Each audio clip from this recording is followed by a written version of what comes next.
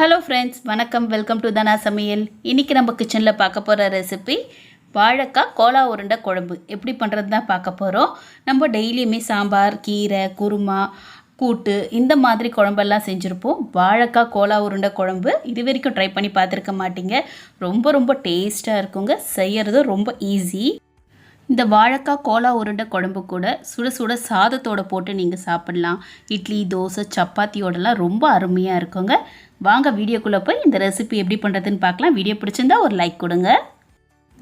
இப்போ கோலா உருண்டை குழம்பு பண்ணுறதுக்கு ஃபஸ்ட்டு நம்மளுக்கு 2 வாழைக்காய் தேவைப்படும். இந்த வாழைக்காவை கழுவி சுத்தம் பண்ணி எடுத்து வச்சுருக்கேன். வாழைக்காவோட கீழ்ப்பகுதியும் மேல் பகுதியும் நம்ம கட் பண்ணிவிட்டு நம்ம ஒரு வாழைக்காவை 2ஆக கட் பண்ணி எடுத்துக்கலாம். ஏன்னா நம்ம குக்கரில் போட்டு இந்த வாழைக்காவை வேக தான் வைக்க போகிறோம். அதனால் நம்ம 2ஆக கட் பண்ணி எடுத்துக்கிட்டாலே போதும். அப்போ தான் நம்மளுக்கு இது தோல் உரிக்கிறதுக்கு சௌகரியமாக இருக்கும். இப்போ 2 வாழைக்காய் பார்த்திங்கன்னா நல்லா கட் பண்ணி எடுத்துட்டேன். இப்போ இந்த மாதிரி கட் பண்ணி எடுத்துக்கணும். இப்போ நான் குக்கரில் இந்த வாழைக்காவை சேர்த்துக்கிறேன். வாழைக்காய் சேர்த்துட்டு வாழைக்காய் முங்குற அளவுக்கு நம்ம தண்ணி சேர்த்துக்கலாம். இதில் உப்போ மஞ்சத்தூளோ எதுவுமே நம்ம சேர்க்க வேண்டாம். வெறும் தண்ணி மட்டும் சேர்த்து நம்ம குக்கரில் லெட்டு போட்டு க்ளோஸ் பண்ணி ஒரு 4 விசில் வச்சு எடுத்துக்கலாம். வாழைக்காய் பார்த்திங்கன்னா நல்லா சாஃப்டாக நம்மளுக்கு வெந்து வந்துடும். இதோட தோல் பார்த்திங்கன்னா உரிக்கிறதுக்கு வரணும். அந்த அளவுக்கு வேகட்டும். ஒரு 4 விசில் வரட்டும். இப்போ 4 விசில் வந்து நான் அடுப்பு ஆஃப் பண்ணி ப்ரெஷரும் ரிலீஸ் ஆகிடுச்சு. வாழைக்காவும் பார்த்திங்கன்னா நல்லாவே வெந்து வந்துடுச்சு. இப்போ இது கொஞ்சம் நேரம் நல்லா ஆறட்டும். ஆறுனதுக்கப்புறம் இதோட தோலை வந்து நம்ம உரித்து எடுத்துக்கலாம். இப்போ வாழைக்காய் பார்த்திங்கன்னா நல்லாவே ஆறி இருக்குது ஓரளவுக்கு. இப்போ பாருங்கள், தோல் அப்படியே நான் உரித்து எடுத்துடுறேன். ரொம்ப ஈஸியாக நம்மளுக்கு இந்த தோல் உரிக்க வருங்க. நம்ம வாழைப்பழத்தோட தோல் உரிக்கிற மாதிரியே இதோட தோலை நம்ம உரித்து எடுத்துக்கலாம். இதே மாதிரி எல்லா வாழைக்காயோட தோலையும் நான் உரித்து எடுத்துட்டேன். இப்போ இந்த வாழைக்காவை நல்லா நம்ம மசிச்சு விட்டுக்கணும். ஒரு மேஷர் வச்சு நம்ம நல்லா இந்த வாழைக்காவை மசிச்சு விட்டுக்கலாம். ரொம்ப நைஸாக பேஸ்ட் மாதிரி மசிச்சிடாதீங்க. ஓரளவுக்கு க்ரன்ச்சியாக மசிச்சு எடுத்துக்கோங்க.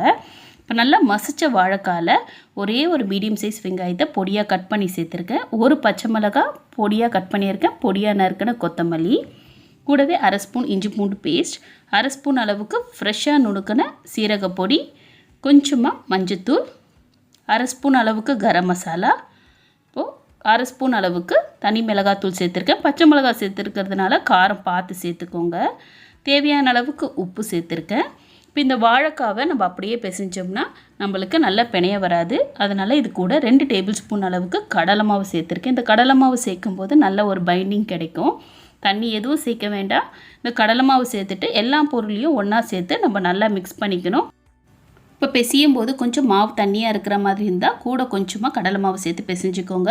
கடலை மாவுக்கு பதிலாக பொட்டுக்கடலை மாவு கூட நீங்கள் சேர்த்து இந்த மாவு பிணைஞ்சி விட்டுக்கலாம் இந்த வாழைக்காய் கூட. இப்போ பாருங்கள், நான் 2 ஸ்பூன் கடலை மாவே எனக்கு கரெக்டாக இருந்தது. இப்போ உருண்டை பிடிக்க நம்மளுக்கு அழகாக வருது. இப்போது உங்களுக்கு தேவையான சைஸுக்கு உருண்டை பிடிச்சி எடுத்துக்கலாம். நான் இந்த சைஸில் எல்லா உருண்டையும் பிடிச்சி எடுத்துக்கிறேன். இப்போ எல்லா உருண்டையும் உருட்டி எடுத்து வச்சுருக்கேன். இப்போ இந்த உருண்டைகளை கடாயில் போட்டு நம்ம பொரித்து எடுத்துக்க போகிறோம். அதுக்கு கடாயில் எண்ணெய் ஊற்றி சூடுபடுத்தி எடுத்து வச்சுருக்கேன். இப்போது கடாயில் எந்த அளவுக்கு கொள்ளுமோ அந்த அளவுக்கு உருண்டைகளை சேர்த்து நம்ம பொரிச்சிக்கலாம். நான் ஒரு 6 உருண்டை போட்டிருக்கேன்.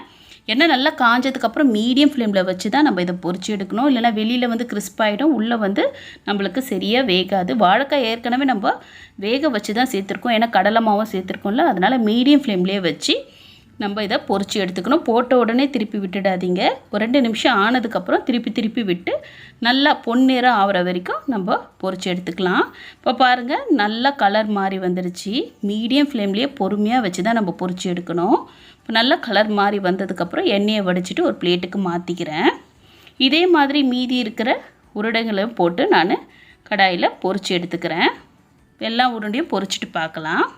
இப்போ எல்லா உருண்டைகளும் பொரிச்சு எடுத்தாச்சு, இருக்கட்டும். இப்போ நம்ம குழம்பு செய்கிறதுக்கு அடுப்பில் ஒரு கடாய் வச்சுருக்கோம். வாழைக்காய் பொரிச்சோம் பார்த்திங்களா, அந்த எண்ணெயிலேருந்து எடுத்து ஒரு 2 குழிக்கரண்டி அளவுக்கு எண்ணெய் சேர்த்துக்கிறேன். இப்போ எண்ணெய் நல்லா சூடாகிருக்கு. இது கூட 1/2 ஸ்பூன் சோம்பு, ஒரு துண்டு பட்டை, சின்ன ஸ்டார் அனாசிப்பூ, கொஞ்சமாக கல்பாசி, இப்போ இதெல்லாம் சேர்த்து நம்ம பொரிஞ்சதுக்கப்புறமா கொஞ்சமாக கருவேப்பிலையும் சேர்த்துக்கலாம். இப்போ கருவேப்பிலையும் நல்லா பொரிஞ்சதும் ஒரு மீடியம் சைஸ் வெங்காயத்தை எடுத்து மிக்சியில் போட்டு கொஞ்சம் கொரப்பாக அரைச்சி சேர்த்துக்கோங்க. ரொம்ப நைஸ் பேஸ்ட்டாக அரைக்கக்கூடாது. இந்த மாதிரி கொரப்பாக நம்ம அரைச்சிட்டு நல்லா சேர்த்து வதக்கிக்கலாம். வெங்காயம் நல்லா வதங்கி எண்ணெய் பிரிஞ்சு வரணும், அது வரைக்கும் நம்ம வதக்கி எடுத்துக்கலாம். இப்போ பாருங்கள் வெங்காயம் நல்லா வதங்கி எண்ணெய் பிரிஞ்சு வந்திருக்கு. இது கூட 1/2 ஸ்பூன் அளவுக்கு இஞ்சி பூண்டு விழுதும் சேர்த்து நல்லா மிக்ஸ் பண்ணிக்கிறேன். இஞ்சி பூண்டோட பச்சை வாசனை போகிற அளவுக்கு நல்லா வதக்கி எடுத்துக்கலாம். இப்போ நல்லா வதங்கியிருக்கு. இது கூட மசாலா பொருள்லாம் சேர்த்துக்கிறேன். 1/4 ஸ்பூன் அளவுக்கு மஞ்சத்தூள், 1 ஸ்பூன் அளவுக்கு குழம்பு மிளகாத்தூள், ஒரு 1/2 ஸ்பூன் அளவுக்கு தனி மிளகாத்தூள் சேர்த்துருக்கேன். 1/2 ஸ்பூன் கரம் மசாலா, ஃப்ரெஷ்ஷாக நுணுக்குன சீரகப்பொடி 1/2 ஸ்பூன், குழம்புக்கு தேவையான அளவுக்கு உப்பும் சேர்த்துட்டு நம்ம மசாலாவை இந்த வெங்காயத்தோடவே நல்லா மிக்ஸ் பண்ணிக்கலாம்.